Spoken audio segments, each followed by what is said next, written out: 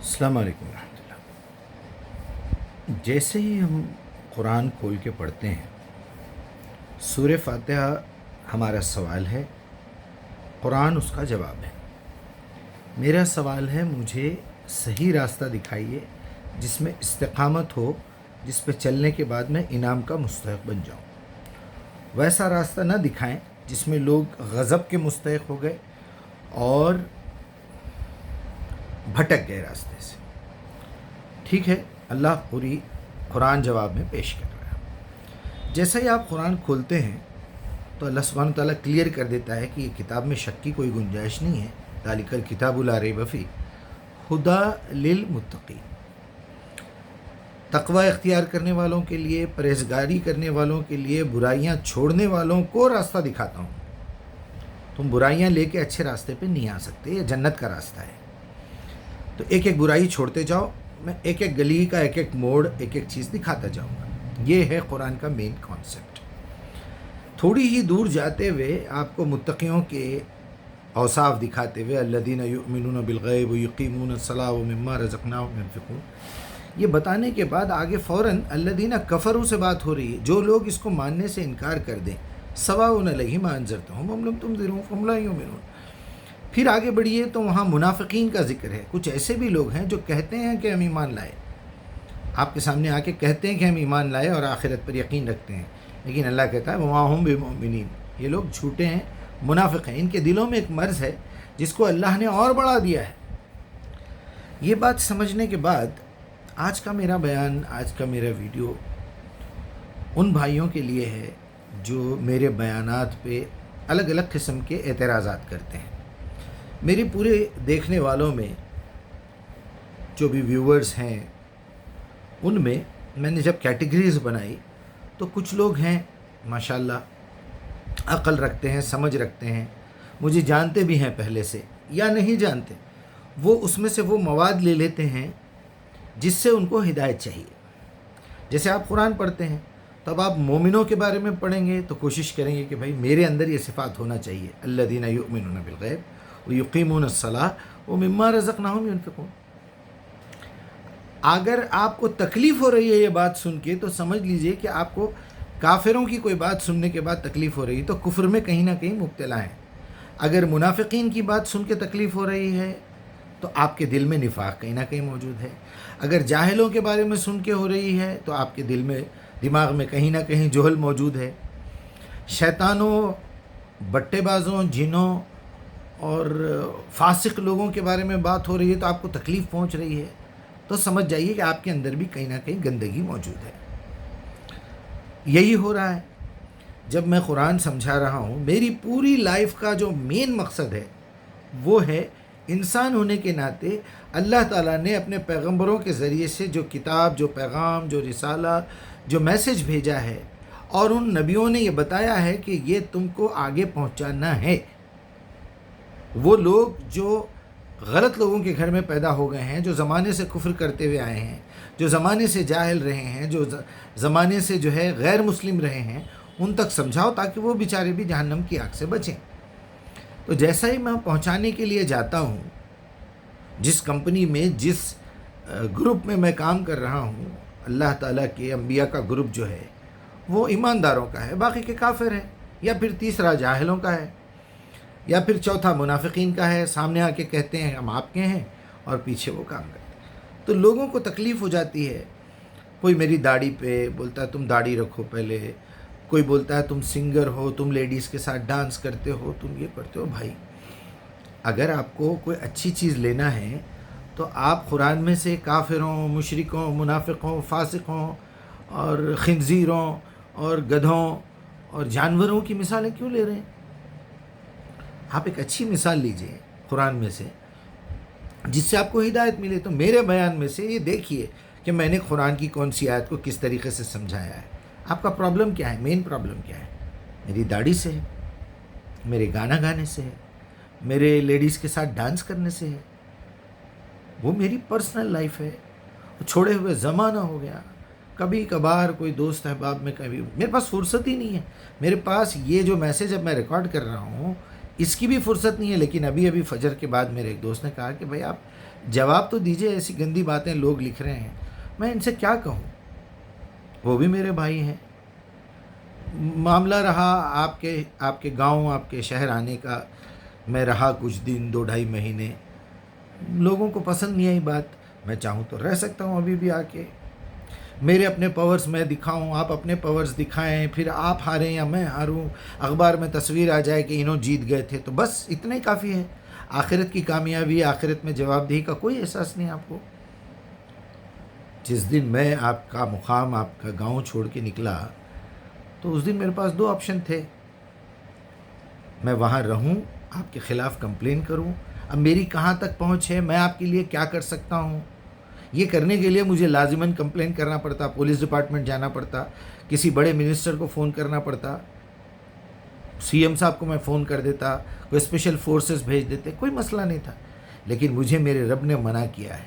وَمَن لَّمْ يَحْكُم بِمَا أَنزَلَ اللَّهُ فَأُولَٰئِكَ هُمُ الْكَافِرُونَ وَمَن لَّمْ يَحْكُم بِمَا أَنزَلَ اللَّهُ فَأُولَٰئِكَ هُمُ الْفَاسِقُونَ وَمَن لَّمْ يَحْكُم بِمَا أَنزَلَ اللَّهُ فَأُولَٰئِكَ هُمُ الظَّالِمُونَ. جو لوگ اللہ کی کتاب سے فیصلہ کرنے کے بجائے غیروں سے جا کے فیصلہ کروائیں, تو وہ کافر بھی ہے, فاسق بھی ہے, ظالم بھی ہے. یہ اللہ کا حکم ہے. تو میں کسی غیر مسلم کے پاس جا کے آپ کی شکایت کروں, کیونکہ میں اب تک آپ کو مسلمان سمجھتا ہوں, میں اب تک آپ کو اپنا بھائی سمجھتا ہوں. میں نے کمپلین نہیں کی. میں اگر کمپلین کرتا, ایک ایک کو اٹھا لیتا وہاں سے, ایک ایک کو الگ الگ یا ملا کے. کیا کہیں گے آپ, یا میں نہیں اٹھا سکتا, یا آپ میرا قتل کر دیں گے, آپ میرے ساتھ توڑ پھوڑ کا معاملہ کرے, ٹھیک ہے, کوئی مسئلہ نہیں ہے. بدتمیزی کرے, آج بھی کر رہے ہیں, کوئی مسئلہ نہیں ہے. میں تو خوش ہوں, کیونکہ جو چیزیں صحابہ اکرام کے ساتھ ہوئی, انبیاء کے ساتھ ہوئی, وہ میرے ساتھ بھی ہو رہی ہے. تو مجھے پتہ چل گیا نا. لیکن جو رسول اللہ کے خلاف جو کارروائی کر رہے تھے, وہ تو کافر تھے, وہ تو مشرک تھے, سرداران قریش تھے. اب وہاں سرداران منافقین نے, سرداران کفار نے, سرداران مشرکین نے اگر کوئی میرے خلاف کارروائی کی ہے, پھر بھی میں ان کو ایک چانس دے رہا ہوں. میں ان کو منافق نہیں کہہ رہا ہوں, میں ان کو مشرک نہیں کہہ رہا ہوں, میں ان کو مسلمان بھائی سمجھتا ہوں. منہ چھپا کے بھاگ گئے. آپ کو پتہ ہے آپ کیا بولنا چاہ رہے ہیں؟ آپ یہ کہنا چاہ رہے ہیں مکے سے رسول اللہ منہ چھپا کے مدینہ بھاگ گئے تھے, کیونکہ رسول اللہ جو کام کر رہے تھے وہی میں کر رہا ہوں. جو مکہ کے 360 بت تھے, آپ کے پاس بھی 360 سے زیادہ بت رکھے ہوئے ہیں. آپ کے پاس ابھی تک آپ داڑھی پہ رکے ہوئے ہیں, آپ مدرسے پہ رکے ہوئے ہیں. کس مدرسے کی بات کر رہے ہیں آپ؟ دنیا کا کوئی مدرسہ, کوئی اسکول, کوئی کالج ایسا نہیں ہے جو سلیبس اس میں دیا جاتا ہے کہ آج تک کوئی 100% مارکس لے کے آیا. اگر مارکس لا بھی لیا تو کیا 100% وہ قابلیت اس کے پاس ہے؟ اگر وہ فی الوقت ہے تو کیا وہ ہمیشہ رہنے والی ہے؟ ایسا نہیں ہوتا. مدرسوں کا تو بہت ہی برا حال ہے.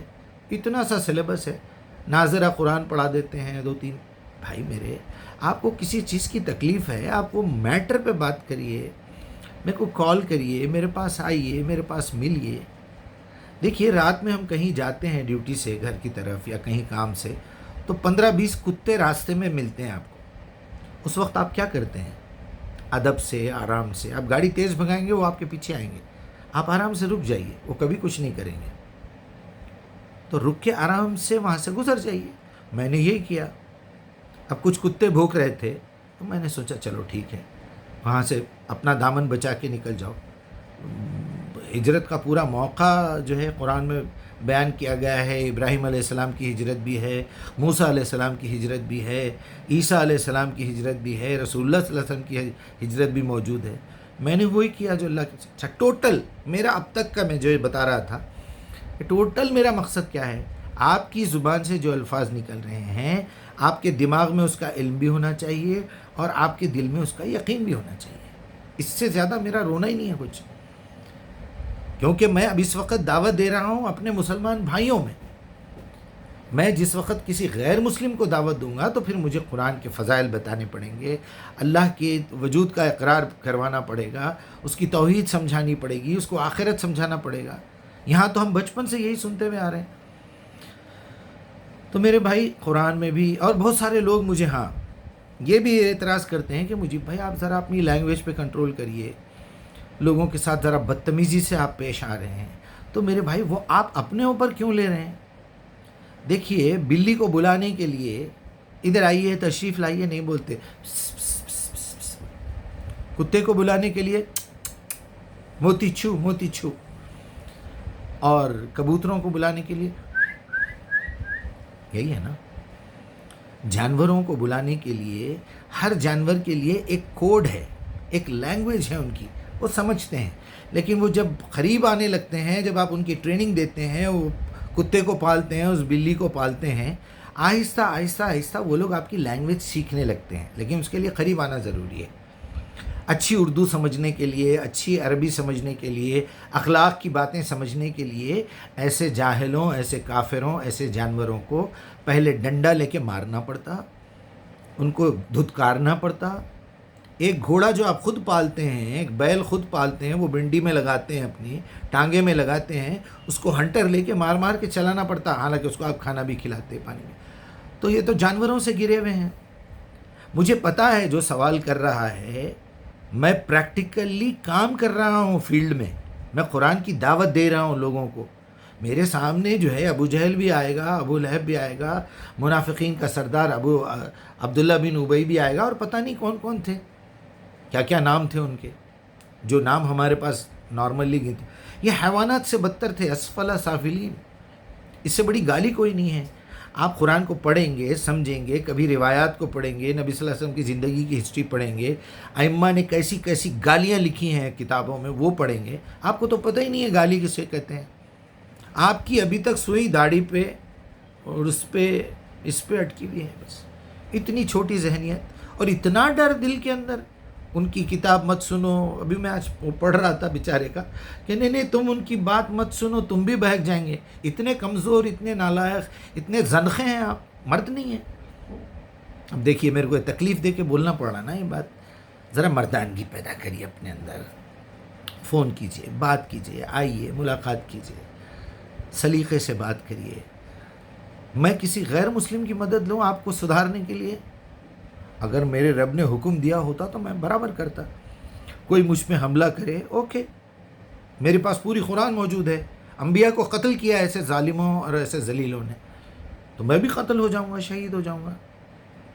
وَلَا تَقُولُوا لِمَن يُقْتَلْ فِي سَبِيلِ اللَّهِ أَمْوَاتٌ بَلْ هُمْ أَحْيَاءٌ وَلَكِنْ لَا يَشْعُرُونَ. تو ٹھیک ہے نا بھائی. یا پھر اگر مکے سے نکل کے مدینہ جا کے پھر مکے پہ فتح کر کے واپس آ جانا، تو ایسا بھی ہو سکتا ہے. لیکن وہ صحابہ اکرام والا ایمان، وہ صحابہ اکرام والا جذبہ کہاں سے لاؤں میں؟ وہ کہاں ملیں گے لوگ مجھے؟ 4 نہیں ملے اب تک. 4 زبان سے اقرار کرنے والے ہیں، محبت کرنے والے ہیں، گھر تک آتے ہیں، تعریف کرتے ہیں، جو ہے اپریشیٹ بھی کرتے ہیں، قبول بھی کر رہے ہیں اپنی زندگی. مگر وہ لیول کا ایمان، وہ لیول کا اخلاص نہیں ہے. نبی کا بھیجا ہوا قرآن اور دین کی دعوت، یا دین ٹوٹلی دین، ایک پارٹ ٹائم جاب ہے. پارٹ ٹائم جاب، اس میں بھی تلاش کرتے رہتے پیسے کتنے ملتے ہوئے. تو اور پھر دوسرا پرابلم یہ ہوا آپ کے پاس آنے کا، آپ کے گاؤں. وہاں میں فری تعلیم دے رہا تھا. وہاں کچھ میری زمینیں ہیں، وہ دشمن بن گئے، یہ اپنی زمینیں واپس لینے کے لیے آ رہا ہے. کچھ لوگ یہ سوچے ہماری دکان بند ہو جا رہی، ہم پیسے لے کے پڑھا رہے ہیں، اور یہ جو ہے فری میں پڑھا رہا ہے. تیسرا سب سے بڑا چرکا یہ لگا کہ ہمارا فرقہ چھایا ہوا ہے، ہمارے فرقے کی تو دھجیاں اڑنے والے ہیں. کچھ 4-5 لونڈے میرے پاس آئے تھے، آ کے بحث کر رہے تھے. مجھے بڑا اچھا لگا حالانکہ اس وقت کہ بھئی حفاظ ہیں، پڑھے لکھے ہیں، اور بڑی اچھی بات کر رہے ہیں، یہ ہے وہ ہے. مگر ان کو پتہ چل گیا کہ یہ تو ہماری دکانیں بند کرنے کے لیے آیا ہوا ہے. تو میرے بھائی اپنا خیال رکھیے، اللہ تعالیٰ آپ کی مدد کرے. اور آج بھی میرے دل میں کسی کے لیے ایسی کوئی نفرت نہیں ہے. میں انسان سے نفرت نہیں کرتا، انسان کے اندر کی بری عادتوں، برے خیالات، برے عقیدے سے نفرت کرتا ہوں. میں کسی انسان کی تعریف نہیں کرتا، اس کے اوصاف سے محبت کرتا ہوں، اس کے اوصاف کی عزت کرتا ہوں. انسان کیا ہے؟ مٹی کا ڈھیر ہے. آپ کی کوالٹیز یا آپ کی برائیاں رہنے والی ہیں. بس اپنا خیال رکھیے. اللہ تعالیٰ جو ہے، میں کیا کہوں اللہ سے، سب کو اس کو پتہ ہے، ہر چیز کا پتہ ہے.